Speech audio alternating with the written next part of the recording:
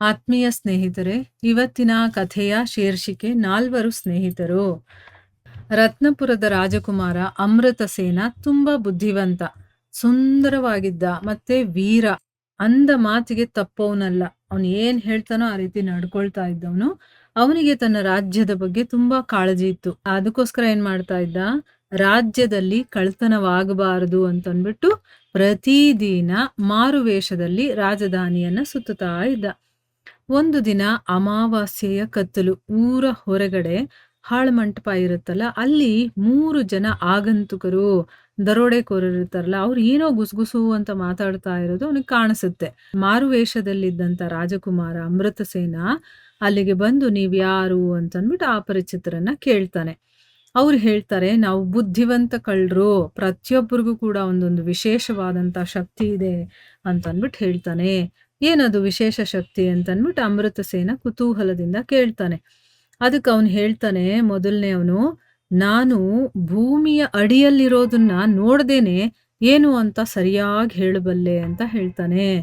ಇನ್ನೊಬ್ಬ ಹೇಳ್ತಾನೆ, ಎರಡನೇ ಅವನು, ನಾನು ಯಾವ ಕೋಣೆಯಲ್ಲಿ ಎಷ್ಟು ಸಂಪತ್ತಿದೆ ಅಂತ ಹೇಳಬಲ್ಲೆ ಅಂತ ಒಂದು ಶಕ್ತಿ ನನಗಿದೆ ಅಂತ ಹೇಳ್ತಾನೆ. ಮೂರನೇ ಅವನು, ನಾನು ಒಬ್ಬರ ಮುಖವನ್ನ ಒಂದು ಸಾರಿ ನೋಡಿದ್ರೆ ಸಾಕು, ಆಮೇಲೆ ಅವರನ್ನ ಎಲ್ಲಿ ನೋಡಿದ್ರೂ ಕೂಡ ನಾನು ಗುರುತಿಸಬಲ್ಲೆ ಅಂತ ಹೇಳ್ತಾನೆ. ಆಮೇಲೆ ಇವನನ್ನ ಕೇಳ್ತಾರೆ, ನೀನ್ ಯಾರು, ನಿನ್ನ ವಿಶೇಷ ಏನು ಅಂತಂದ್ಬಿಟ್ಟು ಕೇಳಿದಾಗ, ನಾನೂ ಒಬ್ಬ ಕಳ್ಳಾನೇ, ನನ್ನ ವಿಶೇಷ ಏನಪ್ಪಾ ಅಂತಂದ್ರೆ ಎಂಥ ಪರಿಸ್ಥಿತಿಯಲ್ಲೂ ಕೂಡ ನಾನು ಯಾರನ್ನ ಬೇಕಾದ್ರೂ ರಕ್ಷಿಸಬಲ್ಲೆ ಅಂತಂದ್ಬಿಟ್ಟು ಅಮೃತಸೇನ ಹೇಳ್ತಾನೆ. ಹಾಗಿದ್ರೆ ಸರಿ, ನಮ್ಮ ಬಲಾಬಲಗಳನ್ನ ಪರೀಕ್ಷೆ ಮಾಡೋಣ ಅಂತ ಅಮೃತಸೇನ ಹೇಳ್ತಾನೆ. ಮೊದಲನೇವನು ಏನ್ ಮಾಡ್ತಾನೆ, ಕಾಲಿನಿಂದ ನೆಲವನ್ನ ಗುದ್ದಿ ಇಲ್ಲಿ ಒಂದು ಸುರಂಗ ಇದೆ ಅಂತ ಹೇಳ್ತಾನೆ. ಅವನ ಮಾತಿನ ಹಾಗೇನೆ ಸುರಂಗದ ಬಾಯನ್ನ ತೆಗೆದು 4 ಜನ ಹೊರಡ್ತಾರೆ. ಆ ಮಾರ್ಗ ಅಮೃತಸೇನನ ಅರಮನೆಯನ್ನ ಬಂದು ತಲುಪುತ್ತೆ. ಆ ಕಗ್ಗತ್ತಲ್ಲೂ ಕೂಡ ಎರಡನೇ ಕಳ್ಳ ಇವ್ರ ಕಡೆ ತಿರುಗಿ ಹೇಳ್ತಾನೆ, ಇಲ್ಲಿಂದ 1000 ಹೆಜ್ಜೆ ನಡೆದ್ರೆ ಅಲ್ಲಿ ಒಂದು ದೊಡ್ಡ ಕೋಣೆ ಇದೆ, ಅದರ ತುಂಬಾ ಅಸಾಧ್ಯವಾದಂತ ಹಣವಿದೆ ಅಂತ ಹೇಳ್ತಾನೆ.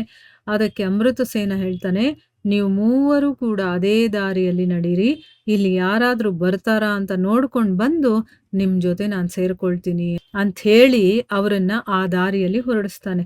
ಅಮೃತಸೇನ ಅಲ್ಲಿಂದ ಹೊರಗಡೆ ಬಂದು ರಾಜಭಟರಿಗೆ ಹೇಳ್ತಾನೆ, ರಾಜಕೋಶದ ಹತ್ರ 3 ಜನ ಕಳ್ಳರು ಬಂದಿದ್ದಾರೆ, ಅವರನ್ನ ಸೆರೆ ಹಿಡಿದು ನಾಳೆ ಆಸ್ಥಾನಕ್ಕೆ ಕರ್ಕೊಂಡ್ ಬನ್ನಿ ಅಂತಂದ್ಬಿಟ್ಟು ಹೇಳಿ ಹೊರಟು ಹೋಗ್ತಾನೆ. ಮಾರನೇ ದಿನ ಆಸ್ಥಾನದಲ್ಲಿ 3 ಜನ ಕಳ್ಳರನ್ನ ವಿಚಾರಣೆಗೆ ಗುರಿಪಡಿಸ್ತಾರೆ. 3ನೇ ಕಳ್ಳ ರಾಜನ ಪಕ್ಕದಲ್ಲಿ ಕುಳಿತಿದ್ದಂತಹ ಅಮೃತಸೇನನನ್ನ ನೋಡಿ, ಇವನೇ ನಮ್ಮ 4ನೇ ಕಳ್ಳ, ಇವನು ನಮ್ಮನ್ನ ಪಾರ್ ಮಾಡ್ತಾನೆ ಅಂತ ಸಂತೋಷದಿಂದ ಹೇಳ್ತಾನೆ. ಕಳ್ಳರನ್ನ ತೀವ್ರವಾಗಿ ಶಿಕ್ಷಿಸಬೇಕು ಅಂತ ಸಭೆಯೆಲ್ಲ ಹೇಳಿದ್ರೂ ಕೂಡ ರಾಜಕುಮಾರ ಅಮೃತಸೇನ ತನ್ನ ನಿರ್ಣಯವನ್ನ ಹೇಳ್ತಾನೆ.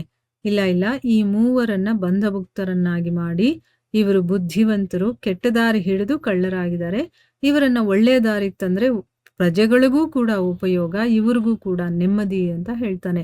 ರಾಜ ಅದನ್ನ ಒಪ್ಕೊಳ್ತಾನೆ. ಅಂತೂ ಅಮೃತಸೇನ 4ನೇ ಕಳ್ಳನಾಗಿ ತನ್ನ ಶಕ್ತಿಯನ್ನ ಪ್ರದರ್ಶನ ಮಾಡ್ತಾನೆ. ಇದು ಈ ಕತೆ. ಹರೇ ಕೃಷ್ಣ.